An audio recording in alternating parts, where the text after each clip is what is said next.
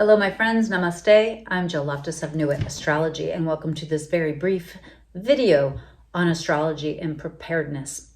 Now, preparedness, or as some people call it, prepping, has become quite the thing over these past, several years, several decades, actually. There is a place where astrology and preparedness intersect because astrologers understand some of the coming cycles. And, there can be this tendency with preparedness to operate from fear or to operate in this kind of,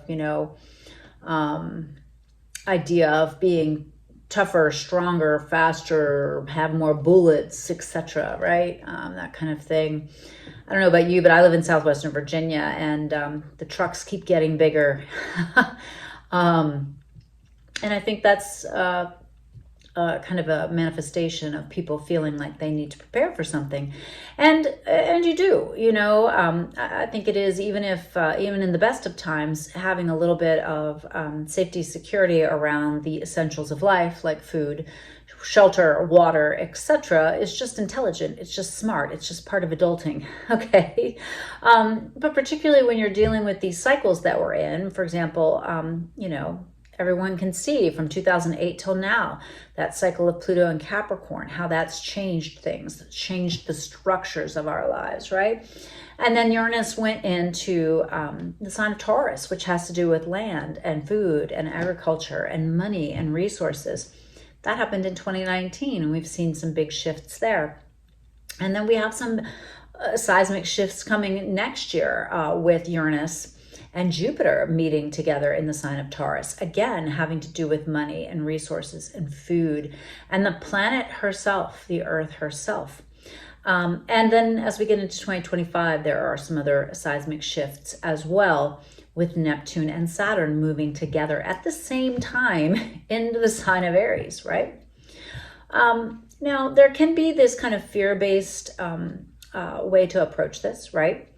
And the mindset is one of the most important things. And I wrote a blog on this for you, so please hop on the website and check out the blog. But in the blog, I talk a lot about mindset, because if you're in the mindset of lack, if you're in the mindset of fear, that's not going to be helpful, right? You need to take care of some basics, right? But, even if you have a fortress established, something could happen. There could be a fire, there could be an earthquake, there could be a chemical spill, and you would have to leave. All your careful plans, all your special preparations, you would have to walk away from, right? So that is something to keep in mind here. But a base level of preparedness is it's just sensible, right? And thinking about especially the Taurus aspects, you have to approach it with a good Tauran sensibility, right? Of practicality. And my personal approach to this has been to grow more of my own food, to make continual connections with people who are farmers, people who have access to, milk and eggs. I have my own chickens. I got chickens several years back, right? Just some base level things that I have done in order to be more self-sufficient and more prepared. Part of the whole Pluto in Capricorn cycle was this breakdown of structures. We're still in it, as you may have noticed. But even then, once we move into the Aquarian age, which is rapidly approaching, the last times that Pluto was in Aquarius, there were revolutions, countless revolutions. And those types of situations tend to interrupt the flow of our normal life, right? Even some of the astronomical, not astrological, but astronomical events that are occurring indicate that there is a chance that we could have a solar flare that would take down the grid for an extended amount of time, maybe in a certain area. Perhaps you live in an area where climate change is going to become more of an issue. To ignore those things is just not sensible. So let's talk a little bit about what you can do to prepare. First of all, I've got again all this on my blog, but one of the first things is food. I don't know about you, but if if I have to live in a hole in the ground and eat powdered food, I'd rather die. It's not my thing. I want to be able to survive. You have to have a base level. But, if you're an adult, you should not be running around with, nothing in your refrigerator but, a really old can of mayonnaise or something and, a jar of pickles.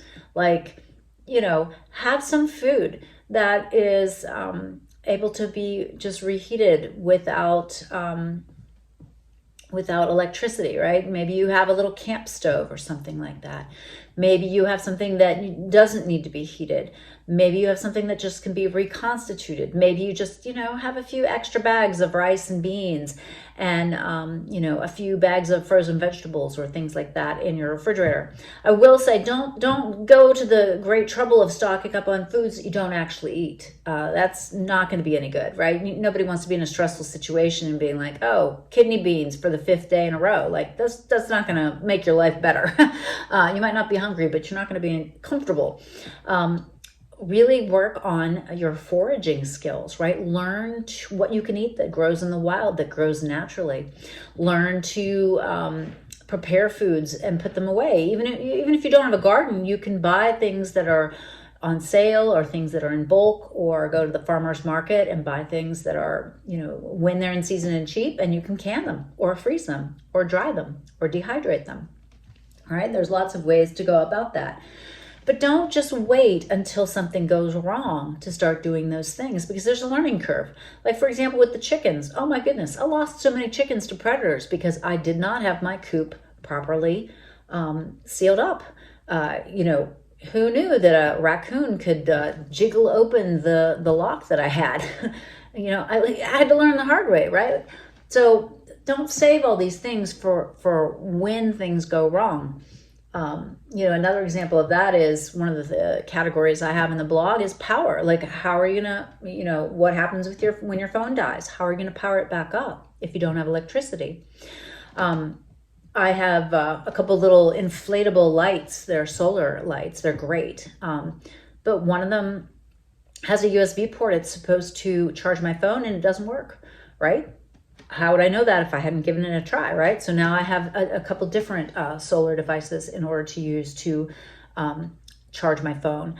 I live in a rural area where I often lose power, and so we get to test our systems pretty regularly. But if you haven't ever turned the power out or had a power outage, sometimes you don't realize, wow, all the flashlight batteries are dead, or oh my goodness, I don't have the right cord to go to this, fancy charger that I bought. I don't have the cord to connect to my phone.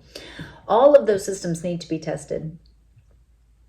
If you don't have the money or resources to connect with local farms or farmers, then maybe call them up and see if you can volunteer or do some work exchange, right?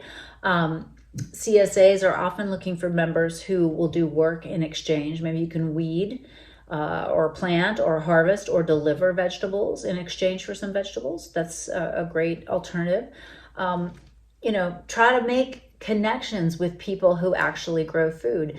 There's a big resurgence of community gardens. Get a plot, get a friend, get a plot, experiment, right? I was confident I could grow potatoes here in southwestern Virginia, and it just gets too hot. I can't. That, and I have little creatures eating them up, right? It's, every year that I've dug up my potato harvest, I think, thank God I don't have to rely on this, right?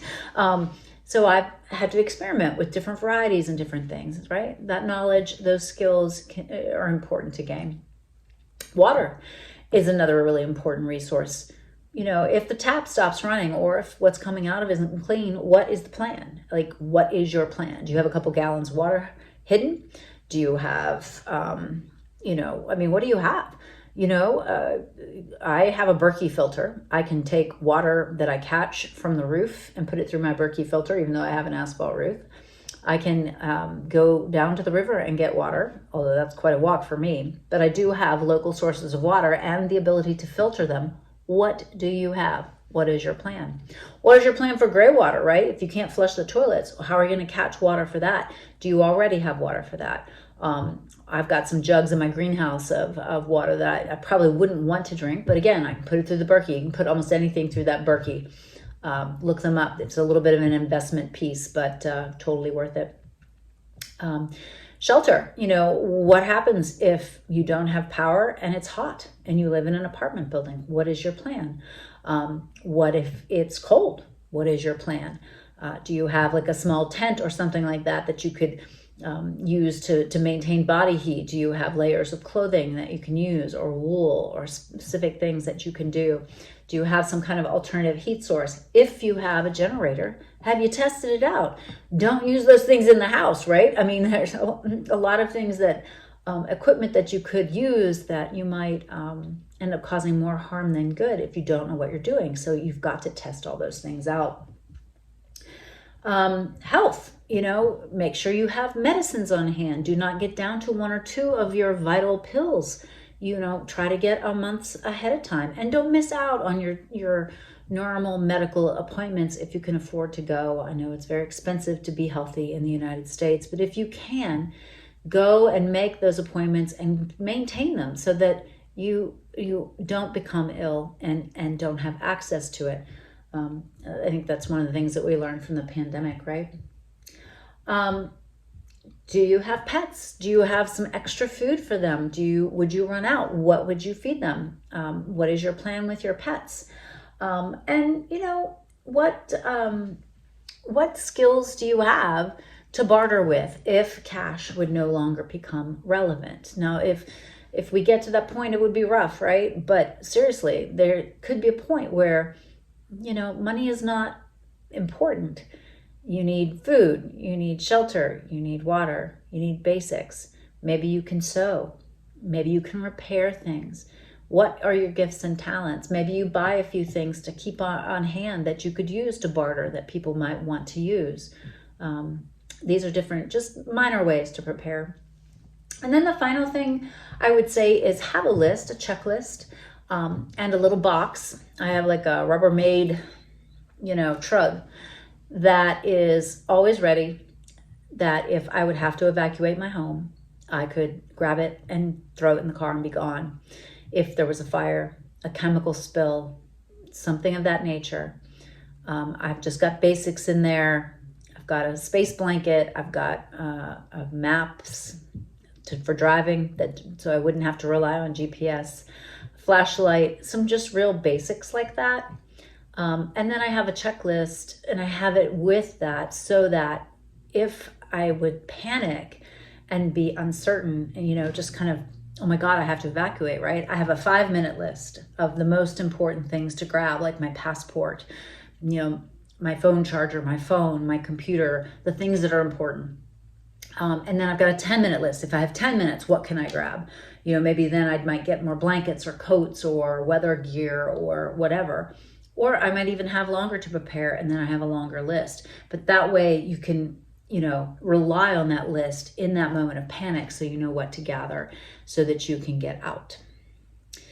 So please do check out the blog. I also added into that blog a whole listing of some of my favorite preparedness people to follow on YouTube.